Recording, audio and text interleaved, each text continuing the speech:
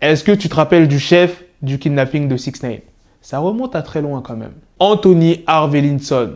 Là, ça te dit peut-être quelque chose, mais je vais t'expliquer ce qui s'est passé dernièrement le concernant. Donc sans plus tarder, let's go pour les news. WeAre Chaîne Nation est un site rempli de bijoux étincelants. Vous aurez aucun problème car leurs bijoux sont résistants.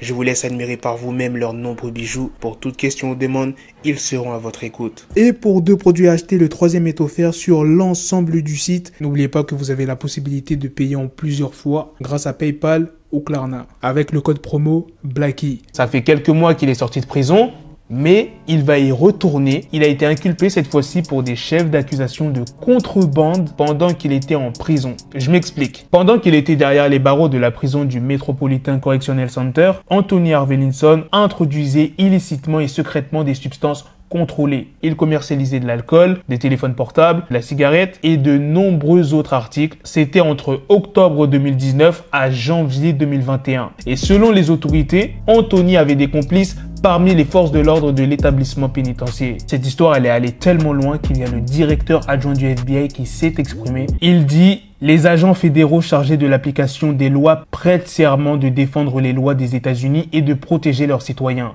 Nous alléguons que les gardiens que nous avons arrêtés aujourd'hui ont agi comme rien de plus que les criminels dont ils avaient la charge et ont aidé les délinquants incarcérés à commettre d'autres crimes. Notre groupe de travail conjoint FBI, NYPD sur les crimes violents travaille avec nos partenaires pour éradiquer la corruption que nous avons découvert. Ils trouveront tous ceux qui doivent être tenus responsables de leur mépris flagrant de la loi. Quand tu fais partie des forces de l'ordre et que tu es dans la corruption, tu peux être sûr, mon pote, tu vas prendre cher. Bon, après, ça dépend de ton statut. Si tu as un haut statut, tu connais, ça sera pas trop médiatisé. Tu pourras plus ou moins t'en sortir. Mais quand tu es gardien de prison, par exemple, ah là, frérot, tu vas prendre cher comme ceux qui sont en prison. Alors la deuxième news est sur Fetty Wap, elle m'a vraiment étonné. Le vendredi 5 novembre, la juge du tribunal fédéral de Brooklyn, qui s'appelle Johanna Seiber, a annoncé dans un communiqué que Fetty Wap avait été libéré sous contrôle judiciaire. En résumé, Fetty Wap a versé une caution de 500 000 $, il a un bracelet électronique et il a été privé de passeport. Je le répète encore, il a versé une caution